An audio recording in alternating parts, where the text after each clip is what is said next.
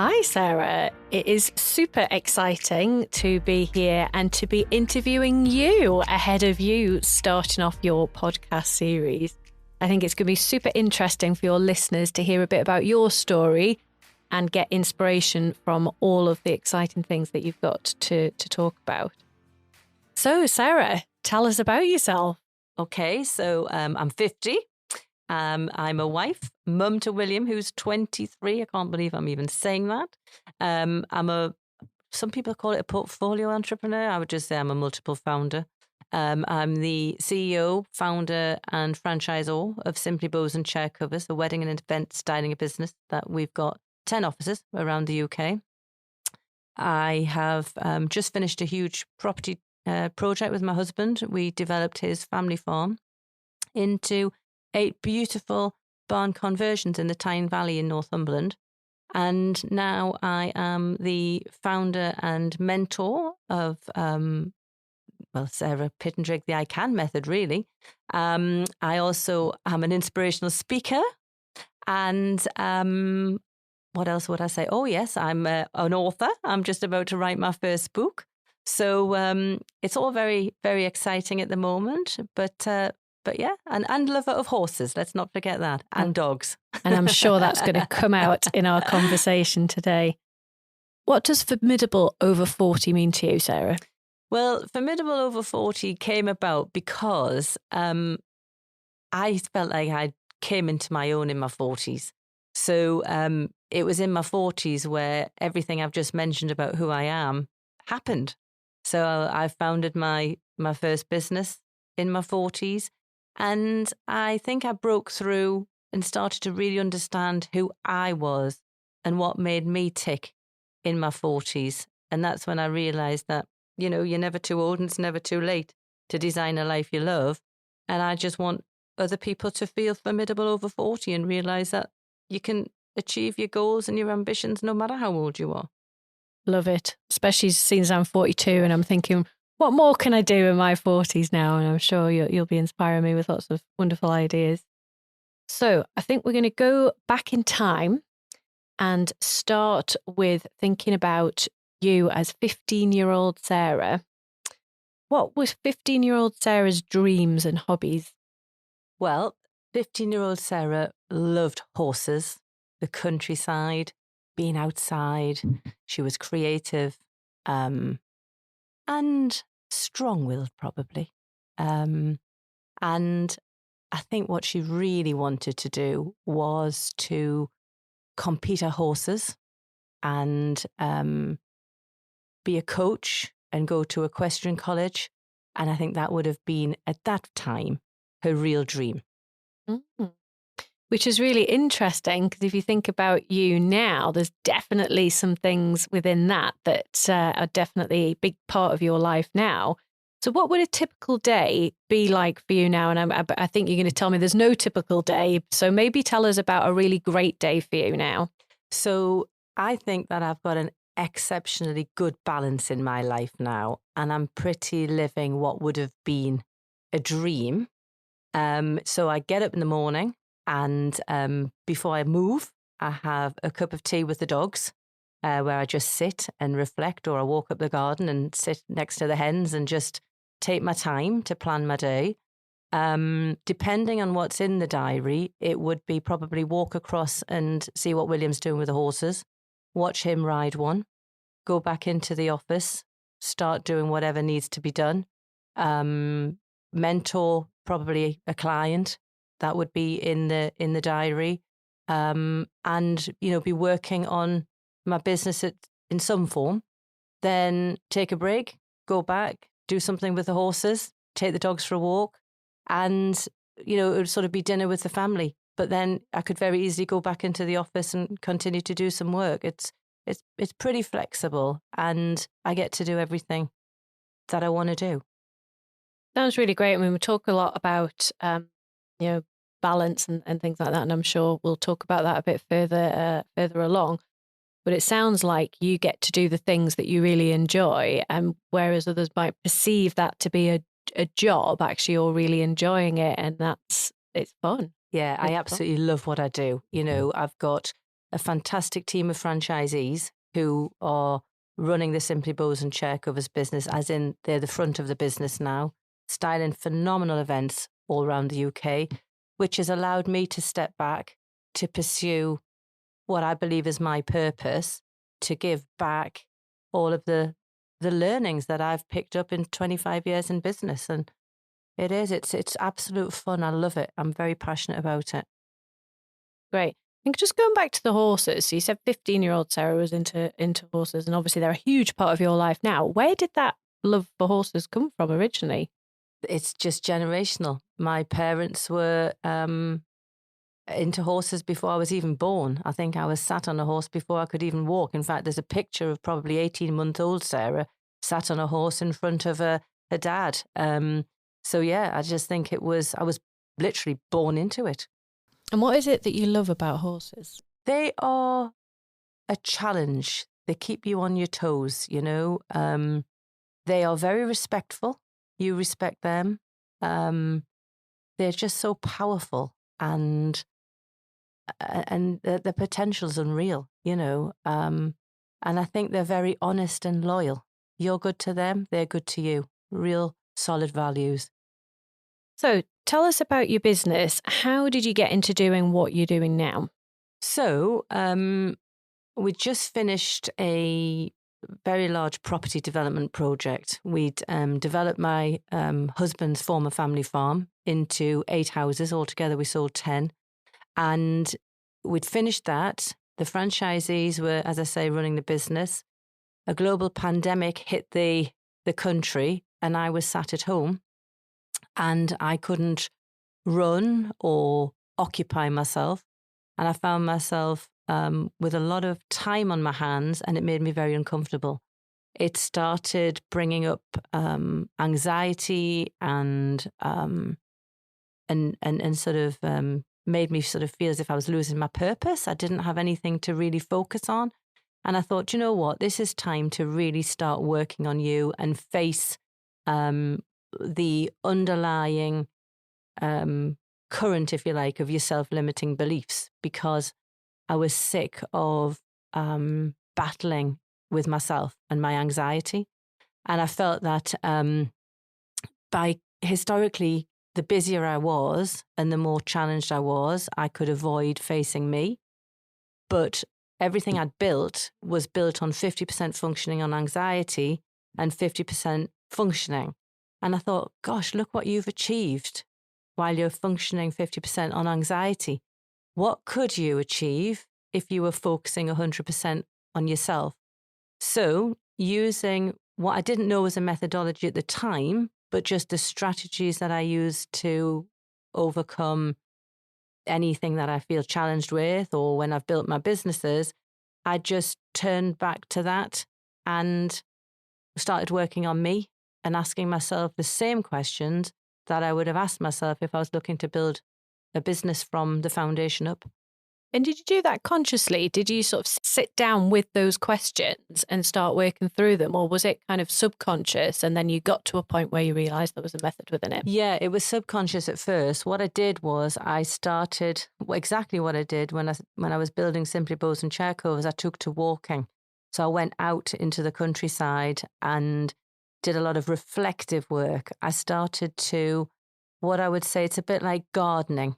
You go through all the brambles and the weeds to try and get to the root and to try and work out layer by layer, where did that self-limiting belief, where did that anxiety come from? When did you last feel happy? When did you last feel confident? When didn't you feel confident? So these questions were going through my head when I was walking.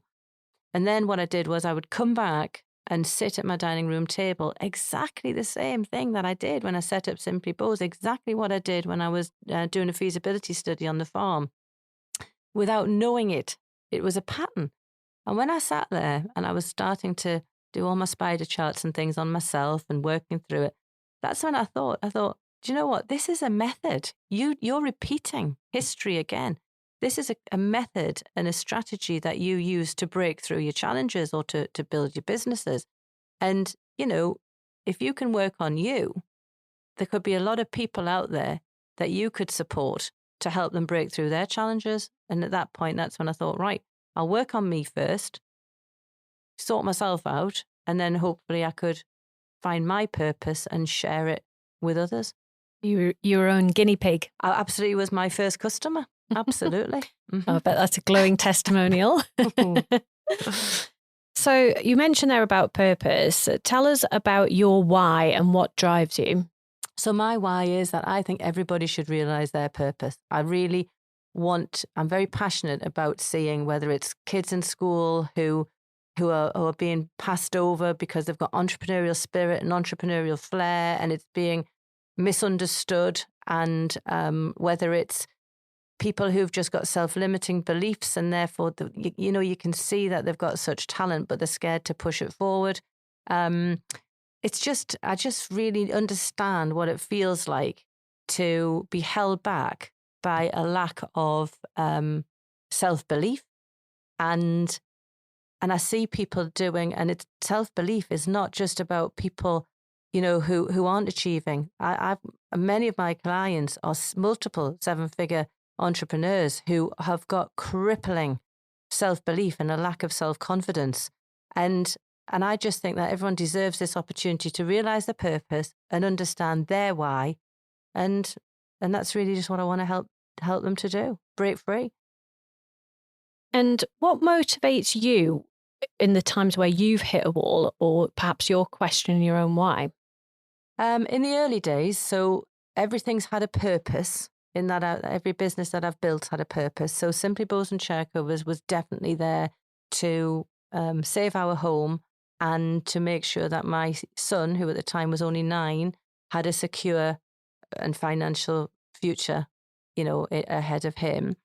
When we developed the farm, the purpose definitely and the drive was to make sure that my husband realized the potential of his inheritance, And for me now, my purpose is about pushing myself as far as I can, not for money or financial gain, but to overcome all of the fear and anxiety that's held me back.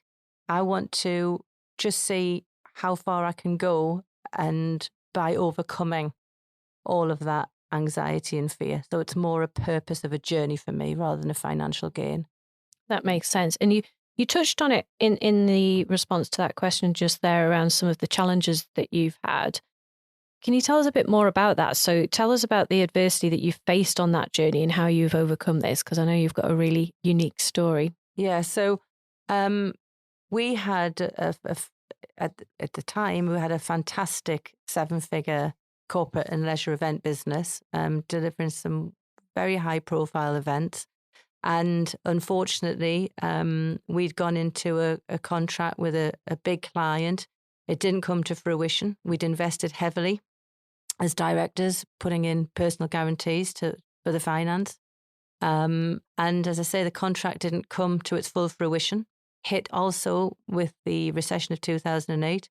It meant that we lost our business. As a result of that, my home was attached to the funding. So therefore, my home was repossessed. And I ended up a bankrupt single mum on income support. At that time, my anxiety and my self-doubt was just absolutely on rock bottom. I think I ended up with a touch of agoraphobia as well, because I was so ashamed and feeling judged. So I wasn't in a good place, but I overcame it through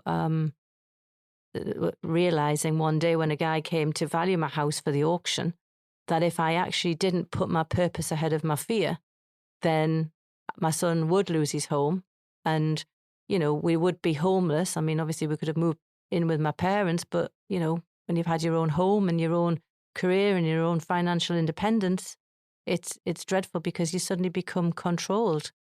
And so that was a very dark time for me. And was the point where they came to value the house, was that trigger point for you to have these more constructive thoughts around what you had to do, what you needed to do? Yeah, absolutely. And it was that He actually, I'm actually writing a book at the moment, and this is actually covered in the book that this guy had actually lost his job in the recession who came to value the house as well. And when he sat down and went through it all with me, he said, your house is actually in negative equity.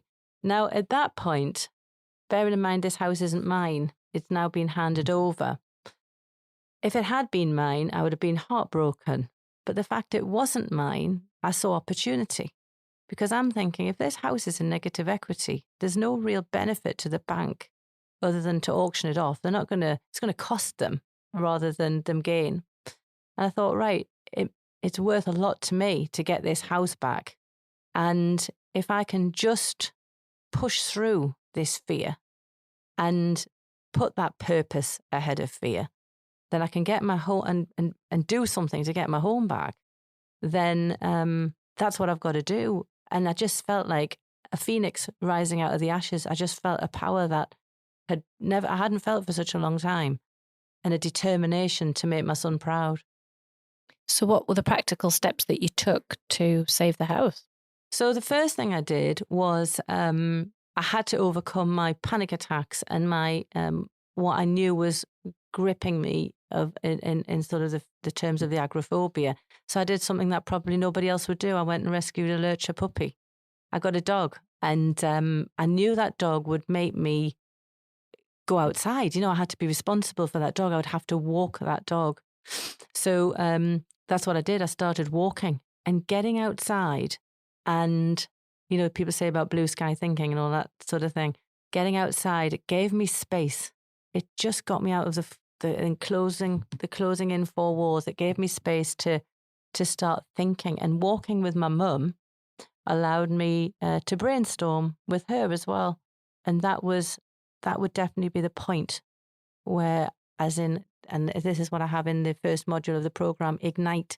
That was where I really did sort of light up and ignite my ideas. And you said just before that you think that you didn't want to go out because you felt that you were being judged. Do you think on reflection that people were really judging you, or do you think that was something that was just worrying you? I think there were people who were reveling in my downfall. And I know that because there were things coming out of school, where local parents had said things, and kids were saying on the school bus to William, like, oh, I see your mum's gone belly up, so a child's not going to come up with something like that. That's a parent who was talking in the family and saying that. And so it wasn't really, the judging for me wasn't really where the pain was coming from. It was for my son being ridiculed and having to endure it on the school bus that made me hurt. But that hurt became energy and a determination to turn it around. Okay. Completely understand that. So on the flip side of that, what support networks have you found that have helped you on your journey? So many people. If you ask and you're allow yourself to be vulnerable and don't try to be something you're not, just be you, be authentic, be real. There are so many people out there who will help you. And my first real support outside of my family network was Business Link. A fantastic guy called Stan Tatko. They invited me in to present my idea, and they were wonderful. They really supported me and said that they would offer me a small business grant, which was brilliant, just to get some samples made.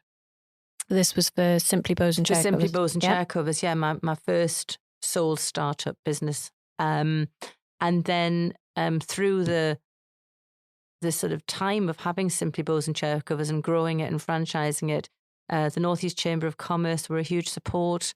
The Entrepreneurs Forum were fantastic.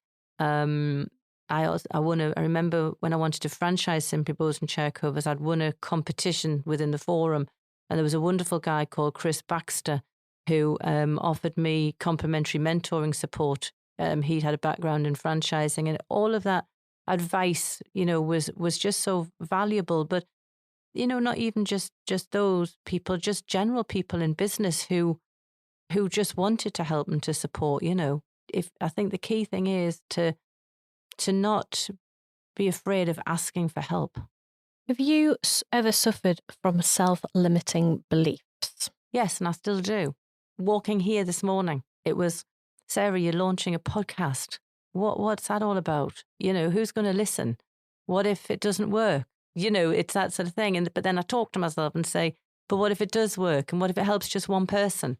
Do you know what I mean? But all through my life, I have had self-limiting beliefs, even to the point of walking up to pick up some huge business awards. I've felt not worthy. Do you know what I mean? Of not worthy. In fact, I can give you a really good example of a self-limiting belief hit me. I've just been nominated as a finalist in the Great British Entrepreneur Awards. Congratulations. Well, thank you. But that should have filled me with joy. But it actually triggered self-limiting beliefs. And what happened was I looked at that award and I looked at all the other people in it, and I could see it. I could see it happening again. I could see the pattern of, but do I deserve to be there? And I'm just a new startup, and what if I haven't got what they've got? And what will people think? And I can hear that going, and it's really interesting because I've just been listening to Bear Grylls on Steve Bartlett's podcast, Diary of a CEO, and he says the same. It's still that self-limiting belief, and it can hit you when you should be celebrating, but actually it nips into you when you can be winning, because it's then, do I deserve that? Do I deserve that? So in answer to your question, yes. So how do you overcome them then? And what advice would you offer to others who might be feeling massively held back by their own limiting beliefs? Again, I go back to always putting my purpose ahead of fear. So it's okay to be fearful. Fear is a natural thing. I don't know anyone, I haven't come across anyone in business who's never said to me, I haven't got some form of a self-limiting belief. So I think what you have to do is you've got to think, what is it that you want to do? Why do you want to do it? What is the outcome that you want from it? Who is it going to benefit? How is it going to benefit them? Okay. Is that more important than you feeling a little bit uncomfortable for a short while? And if their answer is yes, you've just got to keep driving on through it. It's weighing things up, as you said before around the podcast. Even if one person listened to it and got value from it, then sort of it's job done. So thinking about your priorities now, how have they changed over the course of your life? Well, different things have happened to me within my life to change my priorities. I think when my priorities, well, twice. Once when I had my son, and two when I was diagnosed with cancer. So having my son, my priorities completely changed, because all I wanted was him to realise his potential and to be the best mum I could be. Having cancer taught me that a lot of the things I used to worry about were not important. And your health is truly your wealth. And we're only here for a short space of time. So it's important to understand what your purpose is and to be sure that you are living your life for you and your purpose and not for other people, because we've all got an equal amount of, well, not time, because everybody's time is different, but we've all got this one opportunity to live our best life. And if you're doing it for someone else, you've missed the journey. Good point. And how do you envision your priorities changing again? Do you think they will, or? No, I think I'm about right where I am. I think I've got it just about right now. Who do you take inspiration from? So many people on all different levels. I take a huge amount of inspiration from my mum. I think she's a phenomenally strong woman. I take inspiration from my clients who I mentor, definitely from my son. He's an incredibly strong-willed and determined, passionate young man. And just from the people all around me who I meet, I just think there's so much inspiration to be had if you open your eyes and take a step back and look at the landscape. And I guess with all the various interests that you've got at the moment, they are all pretty go-getting people that you're spending time with, and that's going to only fuel your own energy, I guess. Yeah, absolutely. It's like all the people I work with, the people who are supporting me, like yourselves, learning to do this podcast today. You guys are inspiring me to do it, and yeah, I think it's all about just keeping your eyes open. So, how do you achieve balance in your work and your personal life? By setting really good boundaries. That's something I learned. It's very important to have good boundaries and always to keep you on your to-do list, because it's very easy. Business can consume you. And to be fair, in the early days, it probably should. It sounds a terrible thing to say, but it probably should consume you. You've got to throw everything at it and be prepared to throw everything at it. And you can't step back, really, until it's a well-oiled machine, because you've got to be in there, in amongst the nitty-gritty. And then when everyone's in the right place, you can be delegating and doing. And when you can do the delegating and doing, and you become, you have more time to work on your business and the growth, then that's when you can get you on your to-do list and set those boundaries. So I would say that now, because of where my businesses are, I've got an exceptionally good work-life balance. But I wouldn't be too hung up on the fact that in the early days, if you are having to give it all you got, yes, definitely still have some quality time to step back and look in. But just be mindful when you're building your business, how you want it to be for you in the future. And I think I've always been very clear on that. And as I say, put those boundaries in. And now I would say my diary fits around me more than I fit around it. That's really good advice there around focus on the future, because the reality of growing a business is just that, isn't it? It's all that, putting the hard effort and time and work in at the beginning to be able to choose what those boundaries look like and be clearer about how you want to spend your time, I guess. Well, I think that if you can think about being a parent, yeah, the early years, you're very hands-on and you're tied, and you are tied, and you might have somebody who can take your children off you for a short space of time, but you're back in there and you're at it full time. But as they grow and they become independent, you have more time on your hands. And I just think that all of my business have been nurtured, and I've been the parent nurturing them. I love that analogy. I've never heard that before, but as a parent myself, I can completely relate to that. That's I might have to borrow that one. It's really, really powerful. I think I might know the answer to this, or certainly some of it, but what does your me time involve? Well, a lot of it's with the horses, with William, but I need to get away from my family as well, and the horses, and I've got a really small but tight network of friends. And so for tomorrow, for example, I'm spending a whole day at a spa and having lunch with my friend.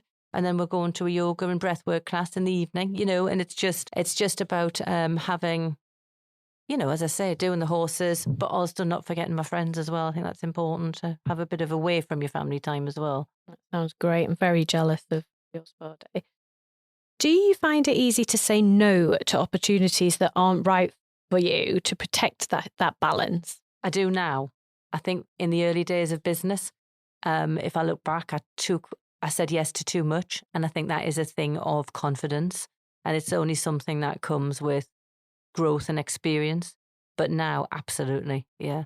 I can completely relate to that as well. And I suppose you never know when the opportunities are going to stop. So you keep saying yes to everything, thinking, I better say yes in case something else doesn't happen. And then you get to that point where you then need to learn that skill to say no, which can be quite hard. So it's time to pay it forward.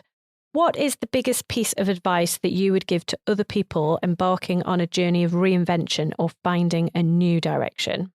I think the important thing is to give yourself space and time.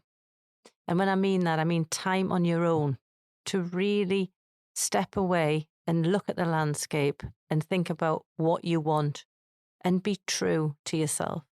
Be true to yourself. It's really, really good advice. Totally. You're making me think just saying some of these things now. In terms of of life lessons? I mean, this is a very broad question, but what important lessons would you say you've learned along the way? I think through my self-limiting beliefs, I held myself back, always worrying about what other people thought.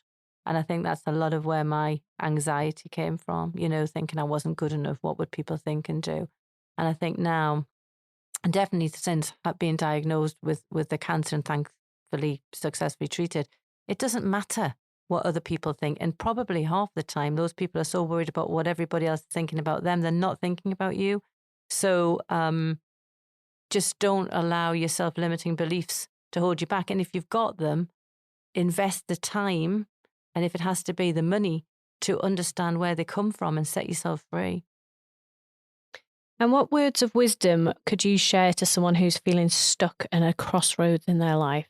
To be similar? Talk. Yeah, it's talk. It's very important to find somebody who you feel that you can open up to in a confidential environment and who you can be vulnerable with. And that's not necessarily a friend or a family member. It just needs to be somebody who you know gets it. So, don't be afraid of looking stupid, because all you're doing is holding yourself back. I think that's a great note to end on today, Sarah. You've shared so much. I feel like I've learned quite a lot more about you today as well. And I'm sure that everybody listening to this episode is going to find some real takeaways that they can apply to their own lives. So thank you for being open and for sharing so much with us. And thank you very much, Sophie.